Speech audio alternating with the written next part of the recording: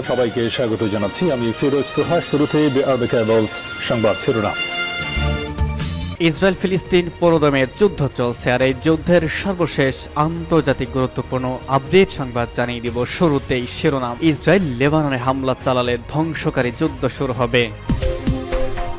এরপর জানিয়ে দিব লেবাননে হিজবুল্লাহ সামরিক ঘাঁটিতে ইসরায়েলি হামলা।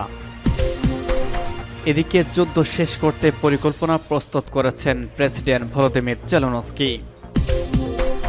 এদিকে ইরানের প্রেসিডেন্ট নির্বাচনে ত্রিমুখী লড়াই, ফলাফল প্রকাশিত হবে আজ। এবং সর্বশেষ জানাবো আফগানিস্তানের ভূখণ্ডে হামলা চালাতে পাকিস্তান বিন্দুমাত্র দ্বিধা করবে না। ইসরায়েল লেবাননে হামলা চালালে ধ্বংসকারী যুদ্ধ শুরু হবে। ফিলিস্তিনি সশস্ত্র গোষ্ঠী হামাসের সঙ্গে দখলদার ইসরায়েলের যুদ্ধ শুরু হওয়ার পর এতে যোগ দেয় লেবাননের শক্তিশালী সশস্ত্র গোষ্ঠী হিজবুল্লাহ। গত ৮ মাস ধরে ইসরায়েলি সীমান্তবর্তী অঞ্চলগুলো লক্ষ্য করে রকেট ও ড্রোন হামলা চালিয়ে আসছে হিজবুল্লাহ। তাদের এসব হামলার কারণে সব অঞ্চল থেকে সাধারণ মানুষকে সরিয়ে নিতে বাধ্য হয়েছে ইসরায়েল। গত কয়েক মাস ধরে হিজবুল্লাহর এসব হামলার তীব্রতাও আরও বেড়েছে। হিজবুল্লাহ যেন সীমান্ত এলাকায় আরও হামলা চালাতে না পারে, সেজন্য তাদের বিরুদ্ধে পূর্ণমাত্রা যুদ্ধের হুমকি দিয়ে আসছে দখলদার ইসরায়েল। এ নিয়ে বর্তমানে বেশ উত্তেজনা বিরাজ করছে। এর মধ্যে ইরানের জাতিসংঘের হুমকি দিয়েছে, যদি ইসরায়েল লেবাননে হামলা চালায় তাহলে ধ্বংসকারী যুদ্ধ শুরু হবে। এছাড়া ওই অঞ্চলে তাদের যেসব প্রক্সি প্রতিরোধ বাহিনী রয়েছে তারা সবাই যুদ্ধে যোগ দেবে বলে হুঁশিয়ারি দিয়েছে দেশটি। এ ব্যাপারে মাইক্রোব্লগিং সাইট এক্সে দেওয়া পোস্টে ইরানি মিশন বলেছে, যদি লেবাননের বিরুদ্ধে ইহুদিবাদীরা তথা ইসরায়েল পূর্ণমাত্রার সামরিক আগ্রাসন চালায় একটি ধ্বংসকারী যুদ্ধ শুরু হবে। সব প্রতিরোধ বাহিনী যুক্ত সহ সবকিছু বিবেচনায় নেওয়া হবে। ইরানি মিশন আরও বলেছে, লেবাননের বিরুদ্ধে ইসরায়েল যুদ্ধ শুরুর যে হুমকি দিচ্ছে এটিকে তার একটি প্রোপাগান্ডা ও স্নায়ু যুদ্ধ হিসেবে বিবেচনা করছে। হিজবুল্লাহ, লেবাননের ও দখলদার ইসরায়েলের মধ্যে যুদ্ধ শুরু হওয়ার শঙ্কা দেখা দেওয়ায় জার্মানি, কানাডা, নেদারল্যান্ডস এবং যুক্তরাষ্ট্র তাদের নাগরিকদের দ্রুত সময়ের মধ্যে লেবানন ছাড়ার নির্দেশনা দিয়েছে।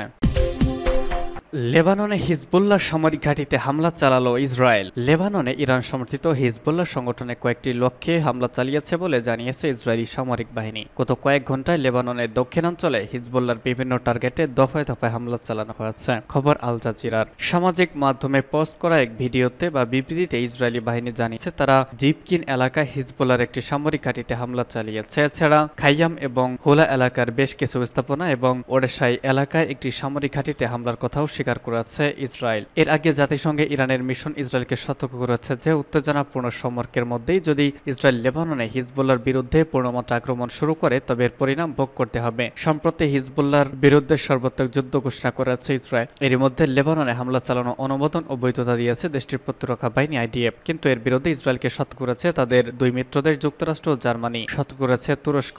যুক্তরাষ্ট্র, জার্মানি, তুরস্ক সবাই ইসরায়েলের পরিকল্পনা নিয়ে উদ্বেগ প্রকাশ করেছে। বার্লিন ও ওয়াশিংটন জানিয়েছে যুদ্ধ আরো প্রসারিত হওয়ার ফলাফল কি হতে পারে তা নিয়ে তারা উদ্বিগ্ন। এদিকে লেবাননকে সমর্থন করে তুরস্ক আঞ্চলিক শক্তিগুলোকে একইভাবে লেবাননের পাশে দাঁড়ানোর আহ্বান জানিয়েছে। অন্যদিকে জাতিসংঘের মানবাধিকার সংক্রান্ত বিষয়ে সবচেয়ে জ্যেষ্ঠ কর্মকর্তা মার্টিন গ্রিফিথস বলেছেন, যুদ্ধের পরিধি ও তীব্রতা বাড়লে তার ফল মারাত্মক হবে। আমি এটাকে ফ্ল্যাশ পয়েন্ট হিসেবে দেখছি। এদিকে নিজ দেশের নাগরিকদের লেবানন ভ্রমণের সতর্কতা জারি করেছে যুক্তরাষ্ট্র। মূলত লেবানন ভ্রমণ থেকে তাদের বিরত থাকার আহ্বান জানানো হয়েছে। সাম্প্রতিক সময়ে লেবানন, ইসরায়েল, ফিলিস্তিন সীমান্তে হিজবুল্লাহর সঙ্গে ইসরায়েলের উত্তেজনা চরম পর্যায়ে পৌঁছেছে। লেবানন অবস্থিত মার্কিন দূতাবাস এক বিজ্ঞপ্তিতে জানিয়েছে, লেবানন ভ্রমণ করার ক্ষেত্রে নাগরিকদের সর্বোচ্চ বিবেচনার কথা আমরা স্মরণ করিয়ে দিচ্ছি। বিশেষ করে যুক্তরাষ্ট্রের নাগরিকদের লেবাননের দক্ষিণ সিরিয়ার সীমান্ত ও শরণার্থী ক্যাম্পের কাছাকাছি যেতে নিষেধ করা হয়েছে। এর আগে নিজেদের নাগরিকদের লেবানন ছাড়ার আহ্বান জানায় জার্মানি ও নেদারল্যান্ড।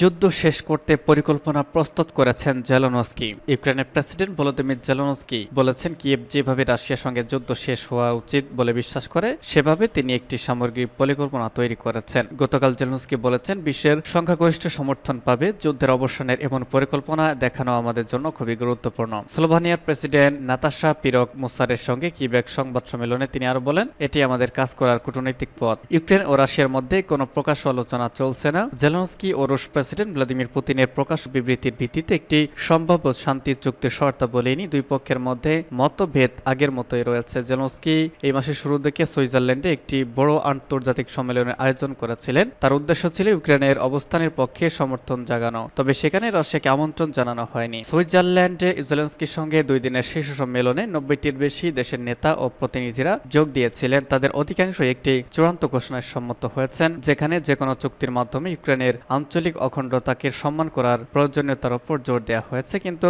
ভারতের মতো কিছু প্রধান দেশ এতে রাজি হয়নি এবং রাশিয়ার মিত্র চীনের মতো অন্যরা মস্কোকে আমন্ত্রণ নাও দেওয়ার প্রতিবাদে শীর্ষ সম্মেলন বয়কট করেছে। ইউক্রেন বারবার বলেছে শান্তি আলোচনা শুরুর আগে রাশিয়াকে অবশ্যই আন্তর্জাতিকভাবে স্বীকৃত ইউক্রেনীয় অঞ্চল থেকে সেনা প্রত্যাহার করতে হবে। এর মধ্যে ক্রিমিয়ার উপদ্বীপ রয়েছে, যা মস্কো 2014 সালে সংযুক্ত করেছিল। অন্যদিকে পুতিন ইউক্রেনকে পূর্ব দক্ষিণাঞ্চলে আরও বেশি এলাকা খালি করে কার্যকরভাবে আত্মসমর্পণের দাবি করেছেন। ব্রাসেলসে বৃহস্পতিবার জেলেনস্কি বলেছিলেন তিনি কয়েক মাসের মধ্যে একটি বিশদ পরিকল্পনা উপস্থাপন করবেন। সেনা ও বেসামরিকদের মধ্যে হতাহতের উচ্চ হারের দিকে ইঙ্গিত করে তিনি আরো বলেছেন, আমাদের হাতে খুব বেশি সময় নেই। এদিকে রুশ সেনারা ধীরে ধীরে যুদ্ধক্ষেত্রে অগ্রসর হচ্ছে। আরেকটি চট্টগ্রাম গতকাল দখলের দাবি করেছে তারা দখল করেছে। বর্তমানে ইউক্রেনের প্রায় 1/5 রাশিয়া দখলে রয়েছে। 2022 সালে আরো 4টি অঞ্চলকে সংযুক্ত করার দাবি করেছিল মস্কো, যার কোনোটি তারা পুরোপুরি নিয়ন্ত্রণ করে না। ইউক্রেন আক্রমণকারী রুশ বাহিনীকে মোকাবেলায় পশ্চিমা আর্থিক ও সামরিক সহায়তার উপর নির্ভর করে। তবে কিয়েভের সেনারা 2 বছরেরও বেশি সময় ধরে লড়াইয়ের পরে অস্ত্র ও জনবল সংকট এবং ক্লান্তিতে ভুগছে। ইরানের প্রেসিডেন্ট নির্বাচনে ত্রিমুখী লড়াই, ফলাফল প্রকাশিত হবে আজ। ইরানের প্রেসিডেন্ট নির্বাচনে এবার ত্রিমুখী লড়াই দেখা গেল। গতকাল দেশটিতে স্থানীয় সময় সকাল 8টা থেকে প্রেসিডেন্ট নির্বাচনে ভোটগ্রহণ শুরু হয়েছে, চলছে সন্ধ্যা 6টা পর্যন্ত। গত মাসে হেলিকপ্টার দুর্ঘটনায় প্রেসিডেন্ট ইব্রাহিম রাইসির মৃত্যুর পর ইরানে আগাম নির্বাচন অনুষ্ঠিত হলো। বিশ্লেষকেরা মূলত এবারের নির্বাচনকে ত্রিমুখী লড়াই হিসেবেই দেখছেন। এবারের নির্বাচনে 2 জন কট্টরপন্থী রক্ষণশীল প্রার্থী হলেন ইরানের পরমাণু চুক্তির মধ্যস্থতাকারী জ্যেষ্ঠ নিরাপত্তা কর্মকর্তা সাইদ জালিলি ও পার্লামেন্টের স্পিকার মোহাম্মদ বাঘির কালিবাব। তাদের সঙ্গে মূল প্রতিদ্বন্দ্বিতা হচ্ছে অপেক্ষাকৃত সংস্কারপন্থী প্রার্থী মাসুদ পেজেশকিয়ানের। তিনি মূলত পশ্চিমা দেশগুলোর সঙ্গে 2015 সালে স্বাক্ষরিত পরমাণু চুক্তির আলোচনায় ইরানকে আবারও ফেরাতে চান। নির্বাচন ত্রিমুখী বলা হলেও নির্বাচনে আরও একজন প্রার্থী রয়েছেন। তিনি হচ্ছেন ধর্মীয় নেতা ও নিরাপত্তা কর্মকর্তা মোস্তফা পুরো মোহাম্মদী। নির্বাচনে 6 জনকে প্রার্থী হওয়ার অনুমতি দিয়েছিল ইরান কর্তৃপক্ষ, পরে 2 জন প্রার্থী তা প্রত্যাহার করে নেন। নিয়ম অনুযায়ী ইরানে আগামী বছরের জন্য প্রেসিডেন্ট নির্বাচনের ভোট হওয়ার কথা ছিল, অর্থাৎ ক্ষমতাসীন প্রেসিডেন্টের 4 বছরের মেয়াদ শেষে ভোট অনুষ্ঠিত হতো, কিন্তু গত 19 মে ইরানের প্রেসিডেন্ট ইব্রাহিম রাইসি হেলিকপ্টার বিধ্বস্ত হয়ে নিহত হয়ে প্রেসিডেন্ট পদটি শূন্য হয়ে পড়ে। ফলে আগামী নির্বাচনের বিকল্প ছিল না। সংবিধান অনুযায়ী 50 দিনের মধ্যে নতুন নির্বাচন আয়োজনের বাধ্যবাধকতা রয়েছে। ইরানে গত কয়েকবারের মতো নির্বাচনের মতো এবারের নির্বাচনে ভোটার উপস্থিতি ছিল কম। ভোট গ্রহণ শেষ হওয়ার পরপরই ভোট গণনা শুরু হয়েছে। আজ শনিবার জানা যাবে কে হচ্ছেন দেশটির পরবর্তী প্রেসিডেন্ট।